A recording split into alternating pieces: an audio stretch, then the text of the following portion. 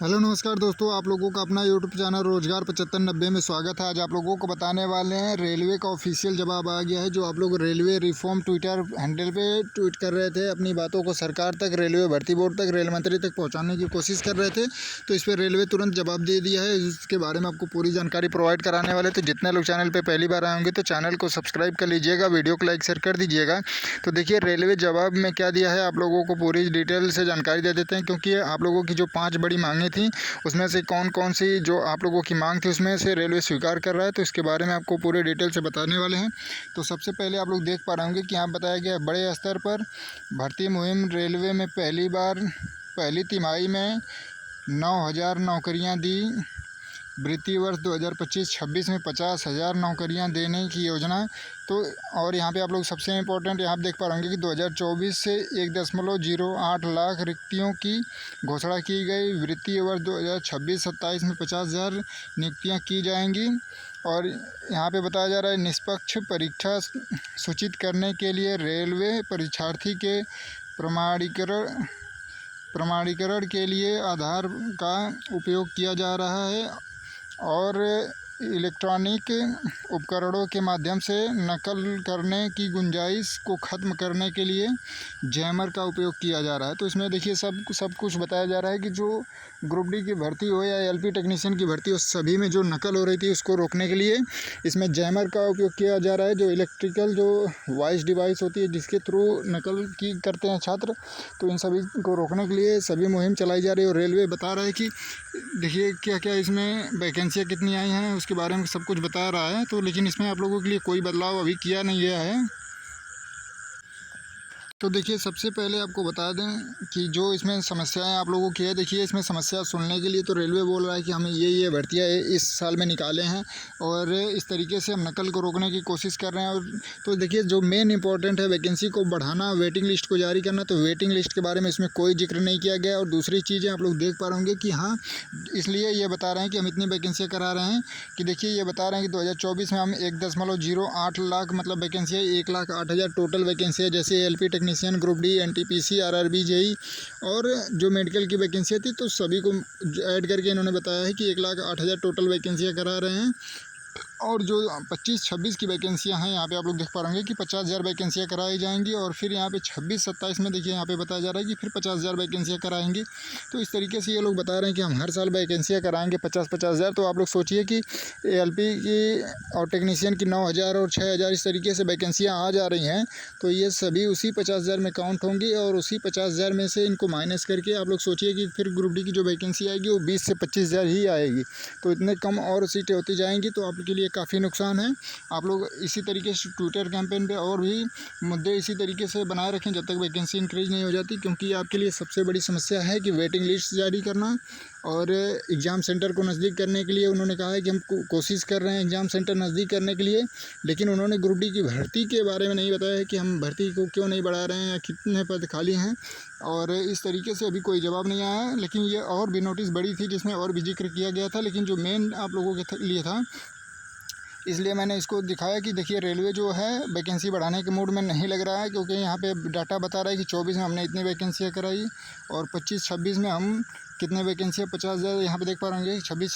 2025-26 में 50,000 कराएंगे और 26-27 में 50,000 करा देंगे। तो इस तरीके से ये अपना डाटा बता तो दिए, लेकिन इससे कोई छात्रों को कोई फ़ायदा नहीं होने वाला है, क्योंकि इतनी कम वैकेंसियाँ क्यों करा रहे हैं आप? बार बार फॉर्म भरवाएंगे, 500-500 रुपये आप इकट्ठा करेंगे, तो इस तरीके से देखिए आपका भी नुकसान होगा। बार बार एग्ज़ाम सेंटर बनाना, बार बार फॉर्म को इकट्ठा करना, तो इस तरीके से डाटा इकट्ठा करना सब कुछ रेलवे के लिए भी बहुत बड़ी समस्या बन रहा है। तो यही रिक्वेस्ट है रेलवे भर्ती बोर्ड से कि जो 25 की आपकी वैकेंसियाँ, ये तो 24 की 32,000 हैं, आप लोग इसको 25 में ना काउंट करें। ये 32,438 जो पोस्ट है, तो ये 24 की वैकेंसियाँ हैं, ठीक है। तो 25 की वैकेंसी इसमें ऐड कर दिया जाए, जो भी आपके पास हो 25,000 30,000 जो भी ग्रुप डी की वैकेंसी हो, इसके ऐड करके इसको एक ही वैकेंसी में जो फॉर्म भरा है उसी में इसको करा लिया जाए, क्योंकि एग्ज़ाम भी इसका काफ़ी लेट हो रहा है। तो इन सभी चीज़ों को रेलवे भर्ती बोर्ड समझने की कोशिश करे।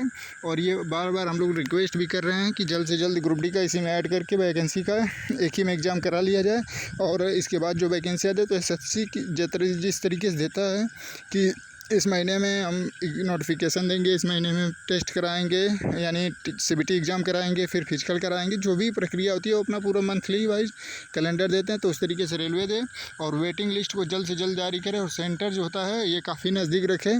तो ये जब जो मतलब सभी जो आपकी मुहिम थी अभी इसमें से कोई स्वीकार नहीं किया गया, लेकिन अब रेलवे अपने बचाव के लिए ये नोटिस दे के उसमें मतलब बच्चों को शांत करने की कोशिश की है। लेकिन आप लोगों को बिल्कुल रुकना नहीं है, आपका जो हक है और अधिकार है उसको लेकर ही रहना है। कोई छात्र पीछे नहीं हटेगा ट्विटर कैंपेन से या किसी भी माध्यम से, क्योंकि हम लोग अपनी मांगों को रख रहे हैं, अपनी जो संवैधानिक अधिकार है संवैधानिक तरीके से मांग रहे हैं और इसमें हम लोग किसी का कोई नुकसान नहीं कर रहे हैं।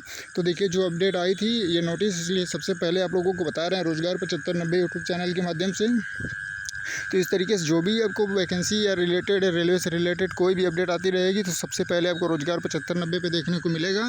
और जो भी आपकी और भी समस्याएं आगे जैसे मान लीजिए बनी हुई हैं, अप्रेंटिस का मुद्दा नहीं उठाया गया, ग्रुप डी की ITI में जो लागू करने की बात थी ये भी नहीं उठाया गया। तो देखिए अभी आप लोग ग्रुप डी के जो ITI लागू करने का मुद्दा है और अप्रेंटिस का मुद्दा है, आप लोग उसके लिए भी ट्विटर पे आप लोगों ने हैशटैग डालने की कोशिश किया, लेकिन उसमें ट्रेंड नहीं कर रहा था। जो ट्रेंड कर रहा था रेलवे रिफॉर्म या रेलवे जवाब दो, तो उसको भी बाद में हटा दिया गया ट्विटर से, ठीक है।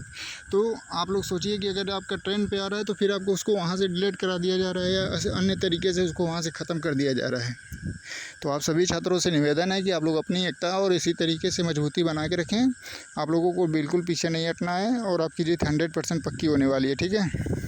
किसी भी तरीके से आप लोगों को कमज़ोर नहीं होना है और जो भी आपकी समस्या आती है तो आप लोग ज़रूर बताइए और उसकी आवाज़ों को सभी लोग मिलकर उठाएंगे और आपकी जो डिमांड होगी वो 100% पूरी होगी। लेकिन इसमें देखिए रेलवे पूरी तरीके से बचने की कोशिश कर रहा है कि वैकेंसी के डाटा इसमें बता रहा है कि हम हर साल 50-50 हज़ार वैकेंसी कराएंगे और वैकेंसी बढ़ाने के मूड में नहीं है। तो इस तरीके से हम लोग होने नहीं देंगे, आप लोग पूरा सपोर्ट करिए जब तक वैकेंसी बढ़ेगी नहीं, क्योंकि तब 4 साल का डाटा 5 साल का दे दीजिए। 19 के बाद जो वैकेंसियाँ नहीं हैं, क्योंकि अब 18 में कराते हैं 64,000 62,000 और तुरंत 1 साल बाद चुनाव होता है तो 1 लाख वैकेंसी आ जाती हैं। तो इसी तरीके से 1 साल 18 में वैकेंसी आप 60,000 62,000 कराते हैं, फिर 19 में यानी 1 साल के अंतर में तोले 1 लाख वैकेंसी खाली हो जाती तब तक। और फिर 20, 21, 22, 23, 24, 25 यानी 5-6 साल के गैप में आपके पास वैकेंसियाँ ही नहीं हैं। 32,000 वैकेंसियाँ हैं, 32,000 तो 6 साल में लोग रिटायरमेंट हो गए होंगे। तो इस तरीके से आप खुद कैलकुलेट कर लीजिए। आप रेल मंत्री हैं, इतने बड़े बड़े रेलवे अधिकारी हैं आपके पास, तो आप लोग खुद कैलकुलेट कर लीजिए 6 साल में आपके पास कितने रेलवे में रिटायर कर्मचारी हुए होंगे और कितनी ट्रेनें बढ़ी हैं, कितने ट्रैक बढ़े हैं। तो इस तरीके से आप लोगों को सोचना चाहिए और उसी हिसाब से पदों को बढ़ाना चाहिए, जिससे रेलवे एक्सीडेंट जो दुर्घटना हो रही है ये भी कम हो जाएगा और रेलवे में काफ़ी लोगों को रोज़गार मिलेगा। तो इस तरीके से चलना पड़ेगा और ये हम लोगों की सोशल मीडिया के माध्यम से अपनी आवाज़ों को रखा जा रहा है। और अगर आप नहीं स्वीकार करते हैं तो और भी तरीके हैं, हम लोग और भी तरीके कोर्ट जा सकते हैं, बहुत सी चीज़ें हैं इसमें। और जो ITI का मुद्दा है इसको जल्द से जल्द मतलब क्लियर कर दिया जाए, कोर्ट से फाइनल कर दिया जाए। उसमें टेक्निकल पोस्ट पे ITI लागू कर दिया जाए और नॉन टेक्निकल पे 10वीं लागू कर दिया जाए, ठीक है। और अप्रेंटिसों का समायोजन करने की भी इसमें डिमांड रखी गई थी, तो अप्रेंटिसों का समायोजन किया जाए, नहीं तो रेलवे अप्रेंटिस 100% बंद कर दिया जाए। रेलवे अप्रेंटिस कराना ही नहीं है, क्योंकि जब आपके पास से और भी कर्मचारी नहीं हैं तो अप्रेंटिसों से क्यों काम करवा रहे हैं। जब वैकेंसी नहीं बढ़ाएंगे तो रेलवे अप्रेंटिस भी बंद किया जाए। तो इस तरीके से जो भी अपडेट आएगी आपको रेलवे से जुड़ी, आपको रोज़गार 7590 यूट्यूब चैनल पे देखने को मिलेगी। आप लोग चैनल को सब्सक्राइब करके रखें। धन्यवाद।